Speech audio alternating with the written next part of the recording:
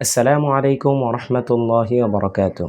কখনো কি এমন মনে হয়েছে আপনি মনে করেছেন আপনার কেউ নেই, কোনো পথ নেই, আপনার দোয়াটিও যেন কবুল হচ্ছে না? যদি এমন হয়ে থাকে তাহলে আজকের ভিডিওটি আপনার জন্য। আল্লাহ তাআলা কোরআনে বলেন, তোমরা আল্লাহর রহমত থেকে নিরাশ হও না, নিঃসন্দেহে আল্লাহ তোমাদের গুনাহগুলোকে ক্ষমা করে দিবেন। দেখুন, শয়তানের সবচেয়ে বড় অস্ত্র কি জানেন? সে প্রথমে সবাইকে গুনাহে ফেলে, তারপর বলে তোমার আর ক্ষমা নেই। অথচ আল্লাহ তাআলা বলেন, তোমরা নিরাশ হও না। আপনি যত বড় গুনাহই করুন, যদি আন্তরিকভাবে তওবা করেন, আল্লাহ তাআলা গুনাহ মাফ করতে সক্ষম। জীবনে কষ্ট আসবেই, কখনো রিজিকের কষ্ট, কখনো অসুস্থতা, কখনো প্রিয় মানুষ হারানোর বেদনা। কিন্তু মনে রাখবেন, আল্লাহ তাআলা কখনো কাউকে কারো সাধ্যের বাইরে কোনো বোঝা চাপিয়ে দেন না। আজ আপনি যেই পরীক্ষার মধ্যে আছেন, হতে পারে এটাই আপনাকে আল্লাহর আরও কাছাকাছি নিয়ে আসবে। অনেক সময় আমরা যা চাই তার সঙ্গে সঙ্গে পাই না, তাই আমাদের মনে হতে পারে যে আল্লাহ তাআলা হয়তোবা আমাদের কথাগুলো শুনছেন না।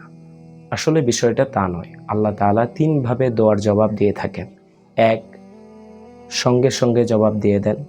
দুই, আরও উত্তম সময়ে আল্লাহ তাআলা কবুল করে থাকেন। তিন, এর পরিবর্তে আল্লাহ তাআলা আপনার কোনো বড় বিপদ দূর করে দেন এবং আখিরাতের জন্য সওয়াব জমা রাখেন। এজন্য দোয়া কখনো বন্ধ করা যাবে না। আল্লাহ রাসূল সাল্লাল্লাহু আলাইহি ওয়াসাল্লাম বলেছেন, আদ-দুআউ হুয়াল ইবাদাহ, দোয়া ইবাদত।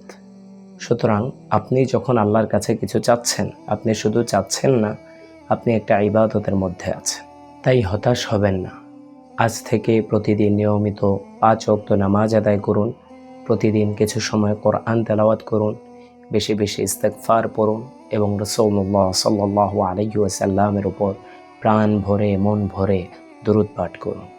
বিশ্বাস রাখুন, যে রব আপনাকে এতদিন সামলেছেন, সেই রব তিনি আপনার সামনের পথও খুলে দিবেন ইনশাআল্লাহ।